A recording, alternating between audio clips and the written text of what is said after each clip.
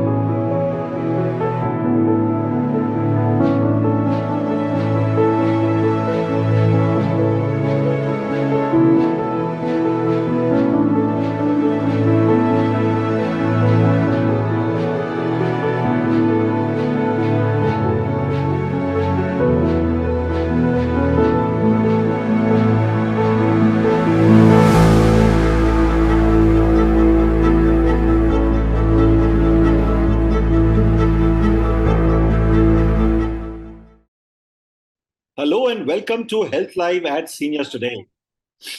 We were interacting with the doctor from Bengaluru last week, and we said let's stick around in Bengaluru and have our session for today as well. The topic that we are dealing with, in fact, two topics that we're dealing with. One is dealing with hormonal changes due to aging, and of course diabetes, because we have here with us Dr. Anirudh Shetty. Dr. Before I request him to speak, I'm going to introduce him. Dr. Shetty is an expert and experienced endocrinologist with experience of over 15 years, which is that he specializes in diabetes medicine and management. He has done his MD in internal medicine and a DNB in endocrinology, and he works with the Narayana Health group of hospitals in Bengaluru. Welcome to Health Live at Seniors Today, Dr. Shetty. Thank you. Dr. Shetty is going to be talking about these two topics that I mentioned, and it's over to you, Doctor. Before I request him to speak, those of you who have questions, please put them in the chat. We now do not have a Q&A tab, but you have a chat window. Please put the questions over there, and I will address them later on. As always, mention your age and your gender. Also, remember these questions, the answers to which you'll be given are advisory in nature. And do remember that, if you need any specific advice, specific medical advice, you need to meet a doctor. Of course, you can also interact with Dr. Shetty online if you are not in Bengaluru, and consult him. Over to you, Dr. Shetty, and then we will, and once again, as you also know that this presentation, if you're not able to take notes or whatever, remember it is the recording, the edited recording will be up on the Seniors Today website on Monday evening, along with the takeaways, which, as you know, is written by a medical practitioner. So these will be there. So don't worry, just keep watching and ask your questions immediately after this. Those of you who are watching us on YouTube, do remember that if you are on Zoom, you could be asking questions to the doctor live, but otherwise, suit yourself and keep watching. Thank you, doctor. Over to you. Yeah, thank you. So, good evening, everyone. I'll be covering two topics. One is about diabetes, that is fighting diabetes, and the second thing is about hormonal changes and aging. So, this will be the agenda with respect to diabetes, the overview, the types of diabetes, the risk factors, symptoms, the complications, and management. So, coming to the prevalence of diabetes. So, we know diabetes is a big problem in India. As you can see, around 7.7 crore people are there with diabetes. And it is also called as, India is also called as the diabetes capital of the world. So coming to the overview of diabetes, so basically what happens is the food is, in a simple language, food is broken down into sugar, and the sugar enters the blood, and insulin allows the sugar to enter the cell and provide energy. And the amount of sugar in the blood reduces. So basically, insulin is like a key which opens the lock, and the blood glucose which reduces via it goes into the cells. So as you can see on the cartoon on the left hand side, so you require the insulin for the glucose to enter into the cell, and then energy is produced. So this is how insulin helps the body use glucose from the bloodstream for energy. So as you can see, uh, whatever you eat, it is basically broken down into glucose, and the pancreas secretes insulin, and insulin attaches itself via a receptor to its cells, and the uh, glucose door, you can think that the glucose door becomes open, and insulin opens the door so that the glucose can enter the cell and it can be used as energy. And this is how the body metabolizes glucose in a normal person. So, as I told this, in an healthy individual, so you can see the glucose enters into the bloodstream, then insulin is released along with it, and the glucose is either stored in the liver, or it is used up in the organs like muscles or adipose tissue. So, without insulin, the glucose cannot enter into the cells, and hence the sugar levels increases in the blood, and cells do not get energy. And this can happen when the insulin is not secreted from the pancreas in enough quantity, or the cells are resistant to the action of insulin. So coming to the types of diabetes, so there are basically three types. Type 1 diabetes, when there is absolutely no production of insulin from the pancreas, and this is generally seen in children. So peak incidence is around 9 to 14 years. And the second most common type what we see is type 2 diabetes, where the pancreas doesn't produce enough insulin at all. I mean, relatively there is an insulin deficiency, but there is still some amount of insulin which is produced. So you can see the empty jar over here. There is no insulin production in type 1, while in type 2 there is some amount of insulin production. But here the insulin resistance also plays a role. That is, as I told in the previous slide, there is something called as insulin resistance, where the insulin is quantity is there, but it's not able to act properly. And the next is something called as gestational diabetes, where the diabetes which occurs during pregnancy. So coming to the risk factors of diabetes, so a person who is having a family history of diabetes, who is overweight, there is lack of physical activity, unhealthy diet, and old age. So these are all the things which uh, lead to could lead to diabetes. So coming to the symptoms of diabetes, so you can expect excessive thirst, increased hunger, sudden weight loss, extreme tiredness, and frequent urination. Mind you, many a times the symptoms might be absent. So patients may not be having any of these symptoms, and it can be an incidental pickup itself. These findings are usually seen when the blood glucose are generally very high. So many a times, most of the patients are asymptomatic actually. And also, I have to tell that many of these patients are at increased risk of getting any infections. It could be a urinary tract infections, or it could be pneumonia or respiratory tract infections.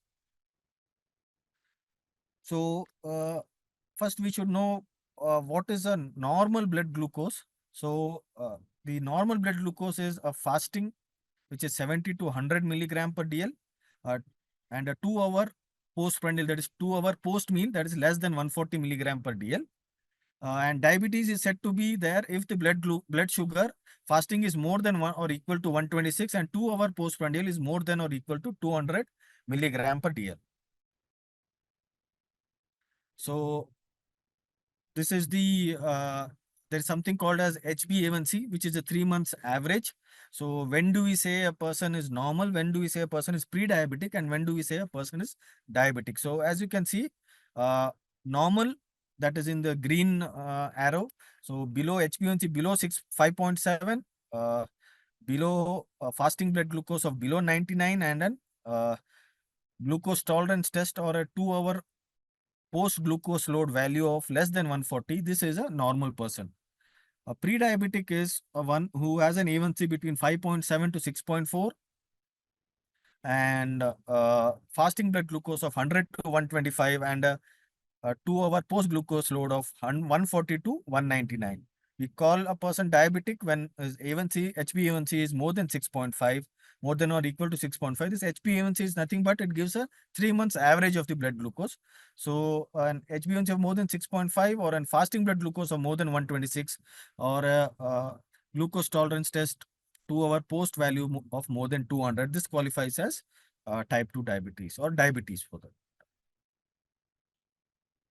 Now, there are certain complications of diabetes. This is the reason why we are so concerned about diabetes. Sometimes it's just not about the blood glucose numbers. We are more worried about the long-term complications of diabetes, which could include kidney failure, heart problems, eye problems, or even foot problems. So, as I told, there are multiple diabetic complications that can that occur in a diabetic patients. So, it could be a cardiovascular, that is a cardiac problem, or related to eyes, related to nerves, or foot, or related to the foot, or kidney care, or end of life care. So, coming to the management of diabetes, there are 4 aspects: lifestyle modification, diet, medication, and SMBG is self-monitoring of blood glucose. That is monitoring of the blood glucose at home. So all these 4 things are very crucial. So challenges for people with diabetes. So day to day and intraday changes in the glucose level pose challenges for people living with diabetes. So it's usually difficult to detect low and high blood glucose level, challenging to manage gestational diabetes, and tough to prevent complications. Now, the glycemic goal for diabetes. So, what is the recommended goals that patients should look at? So there are different guidelines. So, what we generally follow is the ADA. So, the ADA, American Diabetes Association, recommends an HbA1c of less than 7, and the glucose levels before a meal between 80 to 130 milligram per DL, and glucose levels after a meal less than 180 milligram per DL. So coming to the importance of self-monitoring of blood glucose.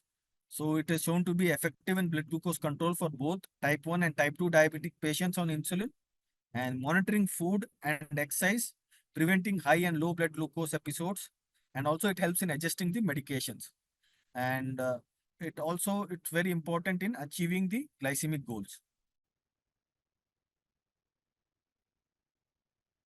So the importance of self-monitoring of blood glucose is it will also tell you what to eat, which food is causing your blood sugars to go high. Since you're checking, you will come to know what is the food which is spiking your blood sugar, so you can make the necessary changes, and how much to exercise, preventing high and low blood glucose, and adjusting the medications. So, in comparison with the lab test, obviously within self-monitoring of blood glucose, it's a very instant report that you will get. Can be done at home. You don't need to go to the lab. Conveniently, you can do it anywhere. It's economical, and any time of the day it can be done. So definitely SMBG is a very important part in the self-monitoring of blood glucose is a very important part in diabetes care. How can we make use of SMBG? It helps in better understanding the disease, encourages to become involved in the diabetes management, and reduces anxiety about low blood glucose or hypoglycemia. So how doctors can make use of SMBG? It's also important for the doctors to know what are the daily trends or the normal trends of the patients. So it helps to plan meal and activities, alerts the risk of complications, informs the effectiveness of the therapy, helps in optimizing therapy, and provides information on dynamic blood glucose profile.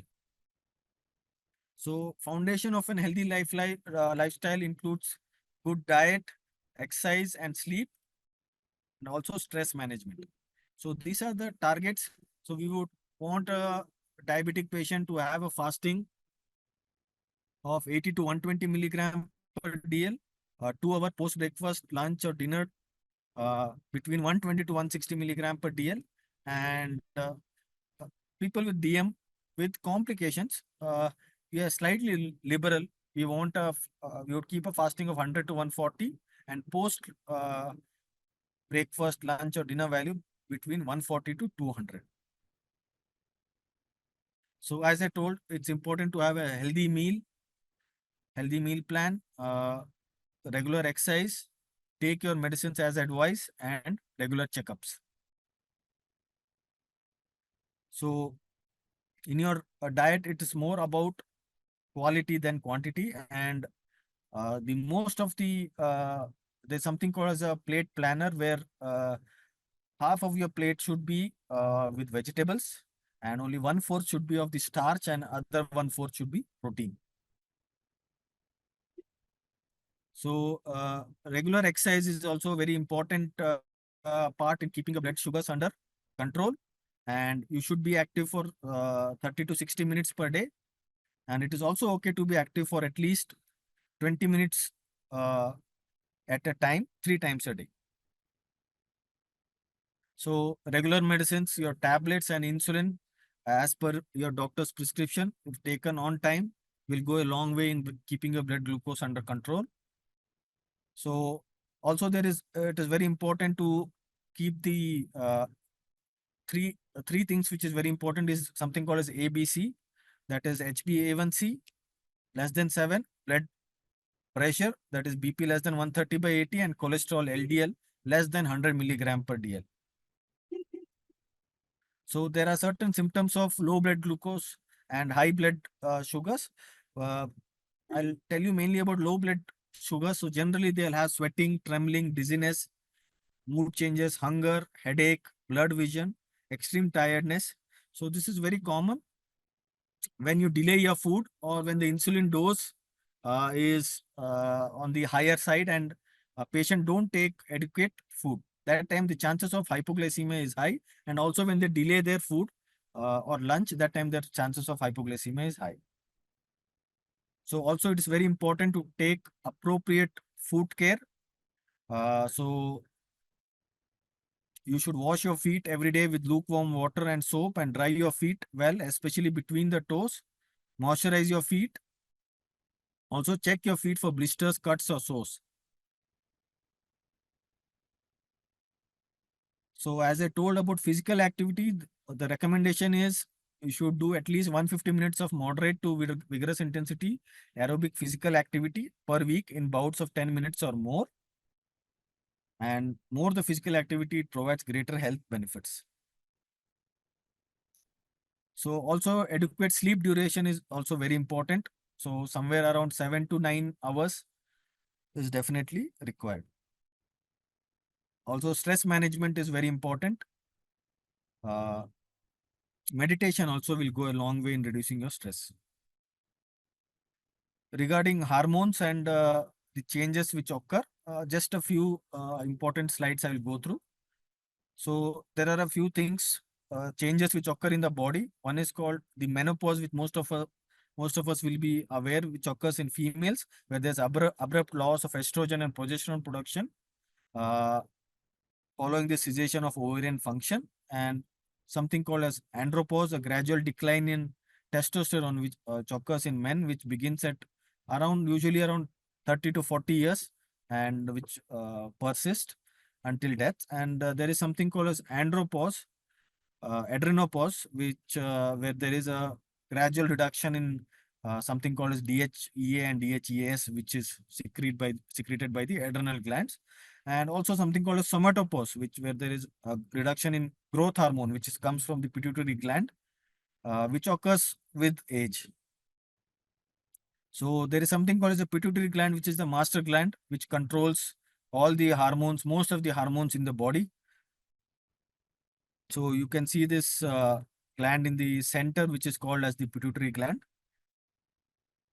So you can see in the graph, this is the first graph shows the testosterone values, how it decreases with the age as the age advances. The second is something called as DHEAS, the hormone levels, how it goes down with age. Third is the IGF-1 or the growth hormone, how the growth hormone also reduces with age. So these are the changes which occur because of andropause, the somatopause, adrenopause. So as you can see, these are the things which predispose elderly patients to slightly increased risk of type 2 diabetes, increased blood pressure, decreased muscle mass, okay, and increase body fat mass, decrease bone density, and increase risk of obesity. So hormonal changes of aging is not only because of the aging process, but also because of inactivity which occurs with age. So the reduced growth hormone which occurs predisposes patients for increased risk of obesity, decreased lean body mass, and also decreases the bone density. So we are also aware about the menopause which occurs in females. So there can be certain factors which can lead to little earlier onset of menopause, which can include uh, certain genetic reasons, or it could be an autoimmune thing, or metabolic problems, or environmental problems. And the clinical aspects of ovarian aging is progressive decline in fertility, that is reduction in ovarian follicles, cessation of menstrual cycles. So as I told, there will be deterioration of the lipid profile with menopause. That is, the cholesterol levels can deteriorate. There can be cardiovascular risk, can be slightly more, and there can be changes in the adipose tissue distribution, that is the fat distribution, and also there can be something called as bone loss. That's what I've mentioned, like accelerated lumbar spine, BMD loss. BMD is bone mineral density loss, and also increased risk of type 2 diabetes and cardiovascular disease. There are many therapies which are available for menopause. One is the hormonal therapy. Other thing is non-hormonal drugs. And there are some behavioral therapies as well. And in case there are some troublesome genitourinary symptoms of menopause, in that case, we can give vaginal estrogen or moisturizers and lubricants. Coming next, which is a very important thing, is osteoporosis or weak bones. This is a very common thing which is seen more often in females. And so as you can see, the prevalence of weak bones or osteoporosis, what we say, in women aged 50 to 59 years, it's around 6.8%. And you can see the jump once they age between 70 to 79, it's 25.7%. And aged 80 years or older, it's 34.9%. Men are less prone for osteoporosis. So you can see that 70 to 79 years, they have 5% risk of osteoporosis. And women age 60 to 69 years, vertebral spine and hip fractures account for 24% of all fractures. And women aged 80 years and older, the risk increases to 67%. So there is something called as BMD testing, which we do via a scan called as a DEXA scan. So this DEXA scan is recommended for women, all women aged 65 years or men aged 70 years or older, to detect any evidence of osteoporosis. That is the weak bone, any evidence of weak bone is there or not. So how do we reduce the chances of fracture risk? Is make sure there is good nutrition, have adequate calcium intake in the diet, avoidance of smoking, regular physical activity, fall risk prevention, and exercise to promote strength and balance, and correcting the visual deficits, avoiding or minimizing medications such as thiazide diuretics, sedatives, and alpha blockers. Thank you. Thank you very much, Dr. Shetty, Dr. Anirudh Shetty, for this very detailed presentation. As I mentioned, Dr. Shetty's presentation and will be there on Seniors Today website on Monday evening, so you can refer to that. Doctor, can you put off your screen share? Yeah, yeah. 1 second, 1 second. Yes, I'll do that.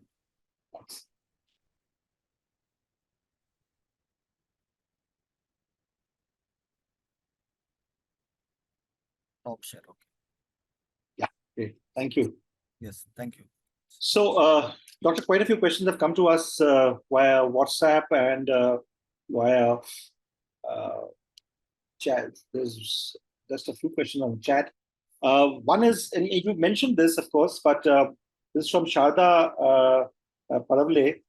What are hormonal and metabolic changes of aging and the influence of lifestyle modification? So perhaps you already addressed the first thing, but what are the influences of lifestyle modifications that one can make for reducing the incidence of the negatives of hormonal and metabolic changes?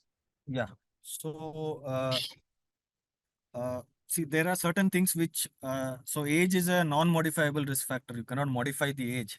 So there are certain things, changes which will naturally occur. But yes, we can do certain things which will definitely reduce the impact of these hormonal changes.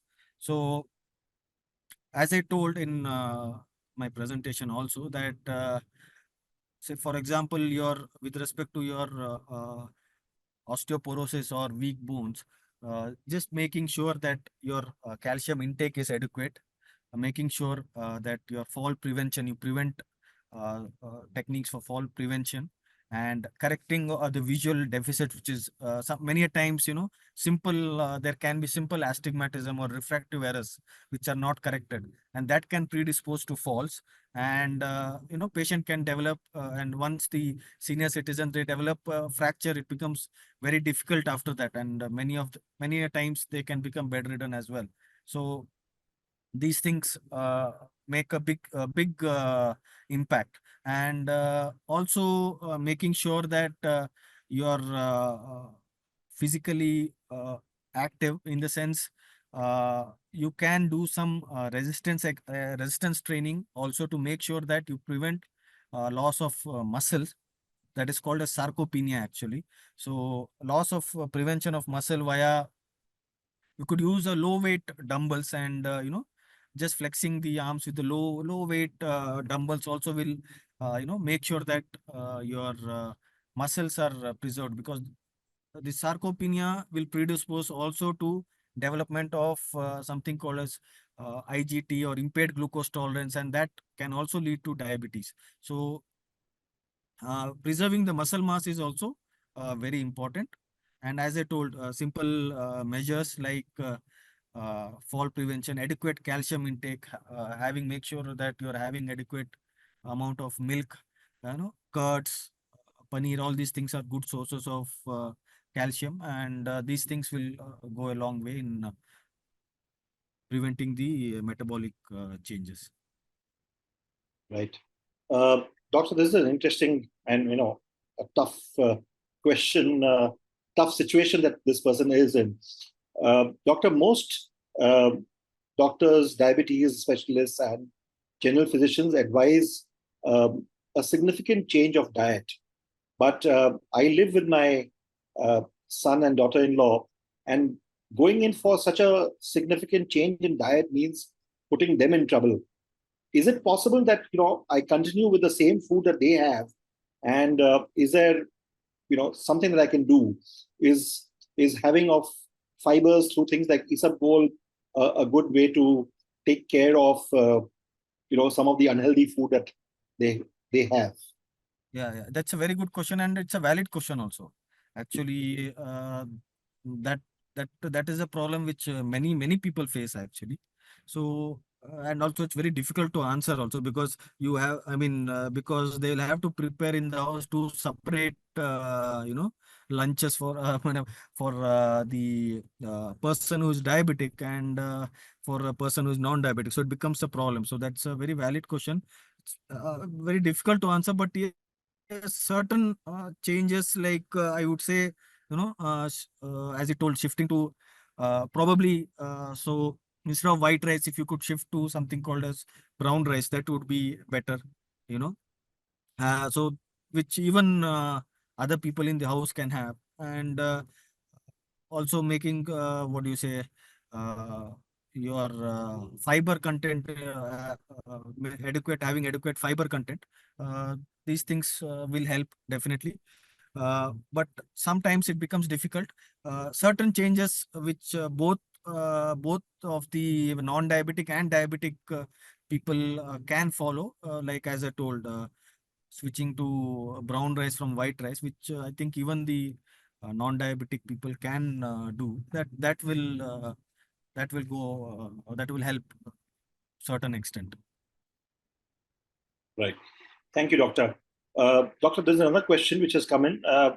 Is that my sugar levels have totally, my sugar intake has totally gone down, but my fasting sugar continues to be at around 130, which, as your chart said, is above the danger level. And my HbA1c is also somewhere around 6.5 to 7. Sometimes it is 7. Sometimes it is 6.5. Sometimes it increases to 7. What should I do, doctor? Is it, So, sorry, there's one more question that's coming from the same person. Is it that the medicines that I'm having are not having an impact on me? okay, so this, so I assume she's already on, as you told, she's already on medications, isn't it? Right. So she hasn't. So the value what I showed the in the slides are for diagnosis of diabetes, and yeah, so any HbA1c value less than 7 is definitely, as I told, in the according to the ADA guidelines, any HbA1c value less than 7 is definitely acceptable. So anywhere between 6.5 to 7 is acceptable, and a fasting value of less than 130 is also acceptable. So most of the values what you're telling seems to be okay. There is nothing to worry. I think the medicines are working well, provided your fasting is less than 130 and the HbA1c is less than 7. I think it is fine. It's not an issue at all. Right. Thank you. Doctor, there's another question that has come in, which is a little tricky. Says, while I have a regular physician whom I go to, who's also a specialist like yourself in diabetes management, but it's impossible to get appointments with them regularly. My question is very simple. The medicines that the doctor has advised me are very expensive. While I've been having them for a year, the medicine, and I know that you have, Mr. Maheshwari has said, no specific medical questions have to be asked, but the medicines that are advised to me are over 300 rupees for a strip of 10. Is it okay for me to go in for a generic medicine? Yeah, see, I have, definitely you can try generic medicines, provided, see, you can monitor your blood sugars. You can always do that. It's not a problem. So you can buy generics and see you whether it has the same impact or not. So there is no, I don't think there is any harm in buying the generic medicines. See, but we must also remember that many a times they don't undergo the there is something called as pharmacokinetic and pharmacodynamic profiles, and many studies which other the molecules which you are telling, the innovator molecule they undergo. So these things, these PKPD profiles and all, the other molecule, what the generic molecules don't undergo this test. So we don't know, how effective it is, but definitely you can give it a try. Check the blood glucose on a regular basis and see what is happening, whether it is similar to what it was when you were on the costly medicines or not. It is somewhere close by, then why not? You can get with the generic medicines also. So that should be also okay. It's So, not a so sorry, problem. if I can, just rephrase what you said. So what basically you're saying is that generic medicines can be tried out, but if you're trying it out, then you should also take your, blood sugar tests regularly so that you know if they are impacting you positively in the way the regular medicines were doing, right? I think we've lost. Sorry, doctor, can you hear us? Yeah, exactly. Yeah. Okay. Uh, Gosh, we have lost Dr. Shetty, but he'll join back. He's on the road in Bangalore, and it's a 1.5 hour drive for him. And Shetty. Am I Yes, audible? yes, you are audible. Yes, yes, yes. Yeah. You're absolutely right. What you've told, bang on. It's what you told is absolutely right. I mean, keep your physician also in the loop. So even he should be aware of it. Uh, that you're changing. You'd like to change to a generic and then recheck and then decide. And you can just tell him that it's little expensive. You will definitely change it and give a generic molecule. It should not be an issue. Right. This person has sent another question. Says, are these diabetes medicines lifelong? Yeah. So see, most of the cases, yes, most of the cases, most of the patients, they do require diabetes for a long duration of time. Most of the times it is lifelong. In some cases, say there, we can, diabetes can go into remission, what we say as people call it as reversibility. So, but most of the cases, especially when the duration of diabetes is long standing, generally they require medicines for a long time. So most of the cases, yes, the answer would be yes. Thank you, doctor, for all your time today. But I'm going to ask you one question, doctor. And most of our attendees here today are senior citizens, and they have their children, grandchildren of people of your age. My And age. how do you take, you have a busy schedule. You are spending an hour and a half one way. So I'm sure you're spending 3 hours Yeah. a day on the road. How does Dr. Anirudh Shetty take care of himself? And what can our senior attendees here advise their children, grandchildren, nephews, nieces, whatever, to take care of themselves? How do you take care of yourself? Yeah. So I would advise them, so I advise their to tell their grandchildren not to stay in Bangalore. Otherwise, it's traveling like me for 1.5 hours one way. So better to uh, stay in a 2 tier or 3 tier city. But jokes apart, yes.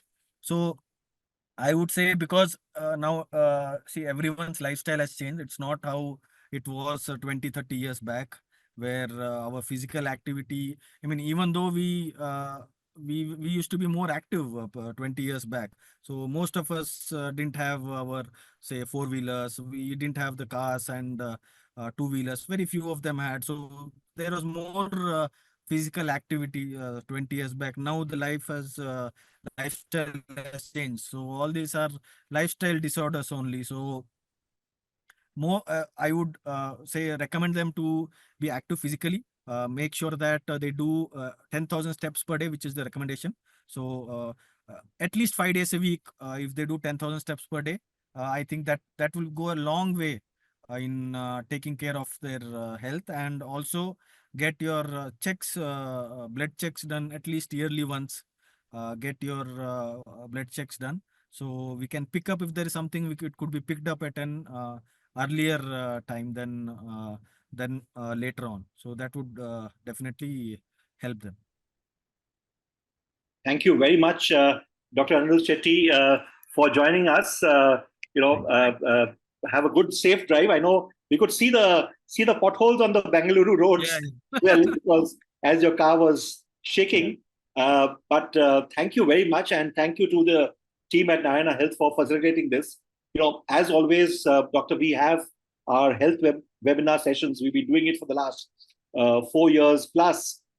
We've had around 250 sessions with top doctors from across the country, and we have it at 5 p.m. sharp every Saturday. So we will be back once again next Saturday at 5 p.m. This is the Independence Day week that's coming up, and the next issue of Seniors Today is also going to be up on August 15th, and it's free of cost. So you should check the Seniors Today website.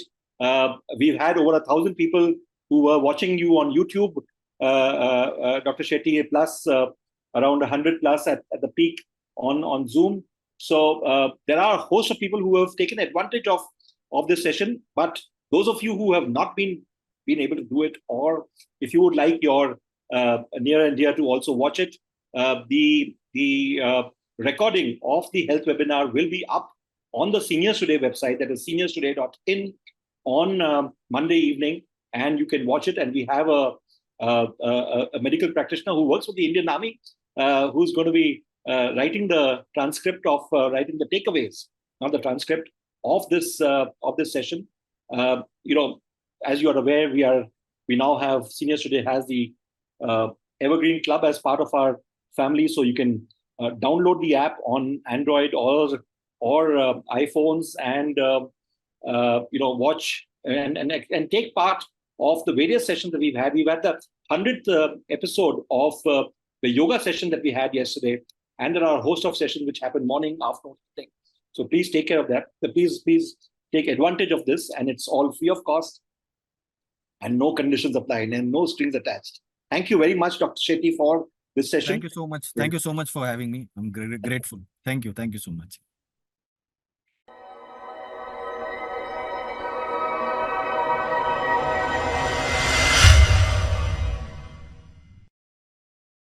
Subscribe now and press the bell icon. Never miss an update.